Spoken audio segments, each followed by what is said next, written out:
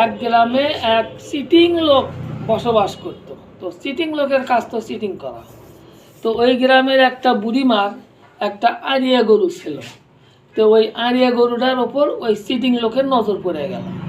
এখন কিভাবে ওই আড়িয়া গরুটা আত্মসাৎ করে, সবসময় ওই চিন্তাই করে। করতে করতে একদিন বুড়িমাকে বলল, বুড়িমা, তোমার তো কোনো সন্তানাদি নাই, তো তোমার ওই আড়িয়া গরুটা দাও, আমি একটা ছেলে সন্তান বেঁধে দিই। তো বুড়িমা খুশি হয়ে বললে, ভালোই তো, শের বয়সে যদি একটা ছেলে সন্তান পাই তাহলে তো আমার অনেক উপকার হবে। তো কথা মতো কাজ, বুড়িমা আড়িয়াটা দিয়ে দিল।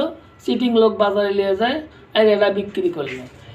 অনেক দিন চলে যায়, বুড়িমার সাথে দেখাও করে না। তো একদিন বুড়িমা আমার বাড়িতে যেয়ে বললো, বাবা, আমার আড়িয়াটা যে নিয়ে গেলে একটা মানুষ মানে দেওয়ার জন্য, তা কী হলো? তখন ওই চিটিং লোক বুদ্ধি করলো, সর্বনাশ, আমি তো আড়িয়া গরু বেছে খাইয়ে ফেলে দিছি।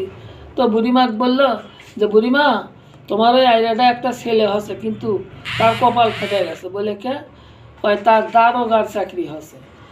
তো বুড়িমা বলছে, বাবা, তাহলে চলো ওই দারোগার সাথে আমার একটু পরিচয় করে দাও। তখন ওই সিটিং লোক বুড়িমাকে নিয়ে থানার সামনে যায় দাঁড়িয়ে আছে। ইতিমধ্যে দারোগা হুন্ডা নিয়ে থানার ভেতর ঢুকিচ্ছে।